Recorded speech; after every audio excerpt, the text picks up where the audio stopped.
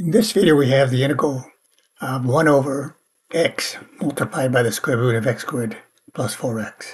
Now, when you look at this integral, as is, a standard u substitution is not going to work here. Set the u equal to this, I get 2x plus 4. Not going to work. Got the x here. Now, whatever you can write, especially if it's an integral, a difference of, say, a function of x, u squared minus a squared. In other words, a difference of two things you can write as a square. It could be in that form. The a here would be constant. The u would be a function of x, like this, or like this, or it could be a plus here, or a plus here. Those are problems that would suit a trig substitution. At first glance at this, doesn't appear you can do that. But notice if I add 4 here, and here I'm under the radical. So if I add 4 there and subtract 4, then x squared plus 4x plus 4 is the same thing as x plus 2, quantity squared. And then you'd have the minus 4. So I'm actually adding 0, 4 minus 4. So here I have a difference of squares. This would be a u squared. This would be a constant. I could call it a. And for this one, we usually use the secant function for the trig substitution. If it's a squared minus u squared, then we have either the sine or the cosine. Most of the time we go with sine. And if it's a sum, we use the tangent function. So this one right there, we could use a trig substitution using the secant function.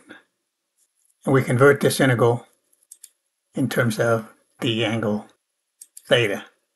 And here's the substitution that we're going to use here. First, we're going to transform this. And here, I'm just showing you what I just told you. You can see it a little bit more clear. The square root of x squared plus 4x, adding the 4 and subtracting the 4. I can write it in that form right there. And today we're going to use secant. Secant of theta would be the u over the a, or x plus 2 over 2. Multiplying by 2, I get 2 secant theta, then would be x plus 2 from this right here. I need a dx though, so dx here would be, of course, derivative of both sides would be dx, and the derivative of secant is secant tangent, so this would be a 2 secant theta, tangent theta, d theta. And then here, x plus 2, replace it by 2 secant theta. Square it, you get 4 secant squared theta minus 4. And that's under the radical. Factor out the 4. In here, then you'll have secant squared theta minus 1. Secant squared theta minus 1, that's your tangent squared. Take the square root, you get tangent theta. And then take the square root of 4, you get the 2. We're going to use all of this to transform this integral into one involving the variable theta. This will be equal then. The integral dx is 2 secant theta, tangent theta, then it's d theta. Just making a substitution for dx, you got this.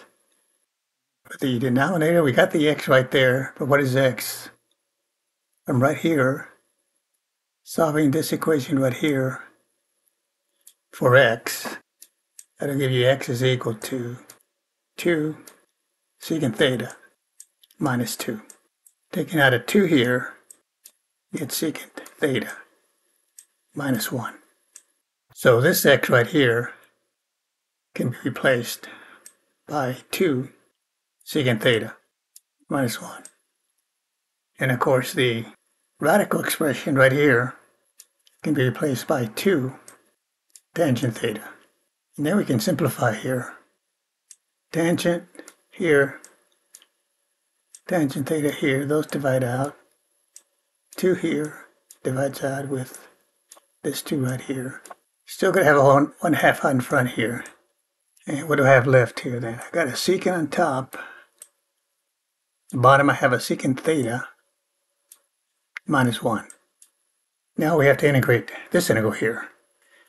What I'm going to do here is I'm going to multiply numerator and denominator by cosine theta. So it's cosine theta over cosine theta.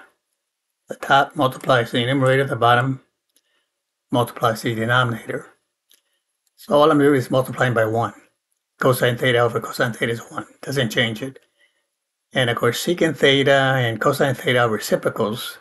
So when I multiply this one here, this is going to generate a 1. When I multiply here, again, this will be a 1. And then this times this will give me a minus cosine. So further simplification here, 1/2 there. And then I got a 1 over 1 minus cosine theta. Now, next step, I'm going to multiply by 1 again. Except this one, I'm going to multiply by 1 plus cosine. Yes, I can't see a way to do this the way it's written. I'm sure there probably is. But at the moment, it doesn't come to me here. So multiplying by 1 plus cosine theta here. And I'm going to go up here somewhere. Say here equals 2. Still got the 1/2. And on top, I'm going to have 1 plus cosine theta, d theta. Now in the denominator, when I multiply these two out, 1 minus cosine times 1 plus cosine theta, of course, it's like a minus b times a plus b. You multiply by the difference and the sum of the same two terms. So this actually gives me 1 minus cosine squared theta. From your fundamental identities, we know that this is going to be the same thing as sine squared of theta. And now we're at this point here. Let me clear some of this. Well, next step, I'll put it right here. Still got the 1/2 there. And this will give me the integral then. 1, let's divide 2 by the sine squared here. 1 over sine squared, that's another name for cosecant squared of theta. Sine and cosecant are reciprocals. This is going to be plus. And the next one, I'm going to break it up this way. It's cosine theta over sine squared theta. So I'm going to split up this sine squared. So I'll put 1 under the cosine. So it'll be cosine over sine. Cosine theta over sine theta. Well, that's cotangent theta. And of course, this will be a factor of 1 here. So the other one will be 1 over sine. 1 over sine is cosecant of d theta. Now we're ready to integrate here. So still got the 1/2 here. I could break this up into 2 integrals, but we'll just do it as is, term by term. So what angle has a derivative, or what function rather, has a derivative of cosecant squared theta? Well, cotangent of theta has a derivative of minus cosecant squared theta. So that means that the integral of cosecant squared theta would be minus cotangent of theta. So the integral for the cosecant squared theta is minus cotangent of theta, because like I said, the derivative of cotangent is minus cosecant, and then you have the minus there already, so it comes out to a plus. And on the next one here, you can look at this as cotangent theta, cosecant theta, or the other way around, cosecant theta, cotangent theta. What trig function has a derivative equal to that? And it's cosecant. Basic derivative for the trig functions. The derivative of cosecant of theta is minus cotangent theta, cosecant theta. Or you can put it the other way around. So that means we have to have a minus here. So it comes out to a positive. So this is the answer in terms of angle theta plus the constant of integration. But now we have to put it back in terms of the original variable, x. So what we can do then is we form a triangle, right triangle here. This will be theta. And remember from these over here, secant of theta is x plus 2 over 2. And secant is hypotenuse over the adjacent, so this would be x plus 2 here.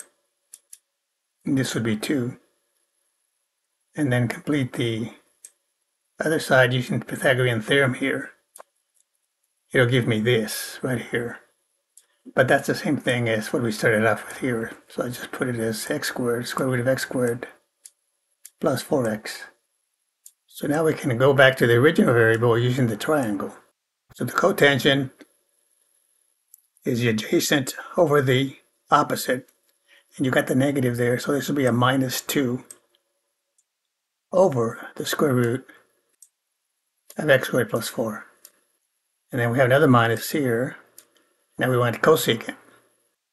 And there's the hypotenuse over the opposite side. So this will be x plus 2 over the square root of x squared plus 4x. Here next right here. So we could leave the answer in this format here, 1/2. And then in parentheses, we got the minus 2 over the square root of x squared plus 4x minus x plus 2 over the square root of x squared plus 4x. But we could combine this since we have the same denominator there. So we got the 1/2 here. We got minus x there, so it's minus x, minus 2, and we got a minus 2 over here, so that's minus 4. And that's over square root of x squared plus 4x plus the constant of integration. And we could leave the answer in this form. But sometimes some textbooks, if you're working problems with the answer in the back, and you're sure you got the answer right, and you try to check it in the back and it doesn't match your answer, sometimes it's because they simplified it a little bit more than you did. Or maybe you're looking at a website that gives answers to these types of problems. Same sort of thing. Now for this one here, further simplification, and you could see this on some responses from a textbook. I'm going to rationalize this. So I'm going to multiply the numerator and the denominator by this radical to rationalize it. So let me go over here. Still got the 1/2 out here. So multiplying by the radical in the denominator just eliminates it and gives me x squared plus 4x. In the numerator, it gives me minus x minus 4, and then it's the square root x squared plus 4 x. Then it's, of course, plus the constant of integration. And here I can take out an x here, get x plus 4, take out a negative here, leaves me with x plus 4. So that replaces this here. And then I got an x plus 4 here, and an x plus 4 here. So what do we have left here? After we simplify here, we're still going to have the square root. Got the square root of x squared plus 4x plus the constant of integration here. And the denominator, we're just going to have, say, the 2 and the x, so this will be 2x, and we'll have a minus in front. Now you can take it all the way to this, and I wouldn't expect you to do that, but I'm just pointing out that sometimes your answer is not going to match somebody else's solution. So we take it this far, then we can say the value of the integral then is minus the square root of x squared plus 4x over 2x plus the constant of integration. Thanks for watching. We'll see you next time.